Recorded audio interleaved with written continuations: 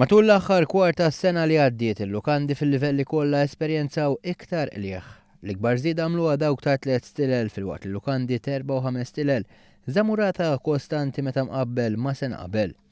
Dan kien ikkonfermat minn stħarriġ ippreżentat mill-Assoċjazzjoni għall-Lukandieri u r-Restoranti bl-isem ta' Tourism Performance Survey. Ħareġ ukoll il-lukandi kollha esperjenzaw profitabilta ħafna ikbar meta mqabbel mal-istess kwart tas-sena ta' qabel. L-istħarriġ innota wkoll ix-xejra pożittiva fejn aktar turisti qattaw lejl f'xi tip ta' akkomodazzjoni fl-istess perjodu ta' żmien bżieda ta' 39%. Fuq kollox dan jirrifletti fl-ammont rekord ta' turisti li żaru Malta fl-2016 star il-President tal-MHRA Tony Zara. Għalġajna kellna suċċess ieħor u infatti wasalna f'sitwazzjoni tal-aħħar tas-sena fejn is-sena għalqet b'rekord ieħor u n-numru ta' turisti li saru Malta kien daqsxejn inqas minn 2 miljuni.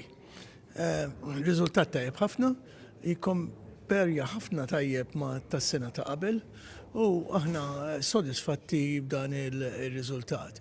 Jidher li trend dis-sena se tibqa' sejra l-istess u se jkollna sena tajba wkoll dis-sena. L-istess tħarriġ wara li kien hemm żieda ta' 5.9% fl-ammonti tal-jili li t-turisti qattaw f'Malta f'xi akkomodazzjoni kollettiva. Riżultati pożittivi li jnaqdu ma' dawk li ħarġu aktar kmieni din il-ġimgħa fejn l-ammont ta' passiġġieri tal-cruise liners tara l-85,215 bejn Jannar u Marzu.